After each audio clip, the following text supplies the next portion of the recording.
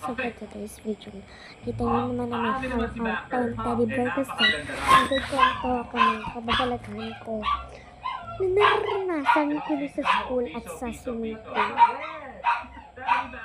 So it's time. Okay lang po kasi maaga pa naman 8:02 na. So for today is ang ikukwento ko ngayon na swimming ako.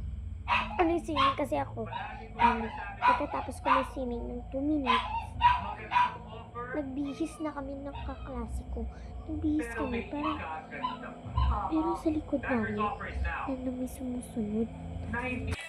Parang may sa likod namin. Tapos sabi ko, nararamdaman mo ba yung bigat ng katawan mo?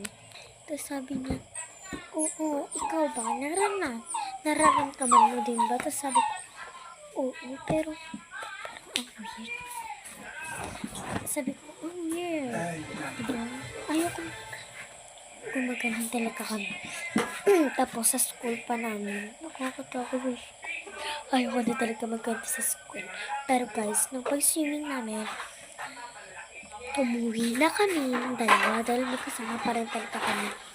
Parang sabi ko, lumulutang ka pa ba? So sabi ko, parang nasa swimming pool pa rin ako. Tapos natulog na kami. Parang hindi kami makahinga. Parang lumulutang pa rin talaga kami. Kaya yung takot na kami nga dalawa kasi. Ba't parang ganun? Hindi, ngayon lang namin ito naranasan. Tapos may naranasan pa kami sa school.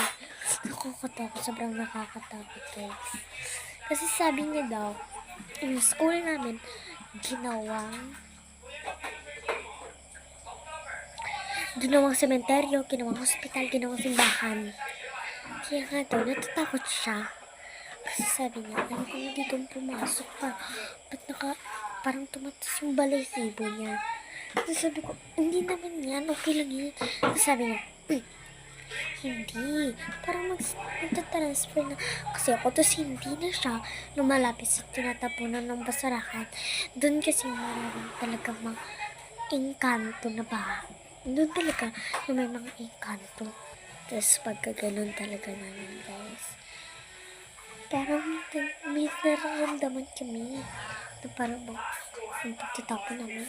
Parang, diba guys, nagtapon niya mga ano namin, pakaduha ko. Tapos parang sabi niya, may nasunod-sunod daw sa likod niya. Sabi ko, maglakad ka lang. Sabi niya, naglalakad ako pero pag tumatakbo ko, sunod din siya. Tapos pagdating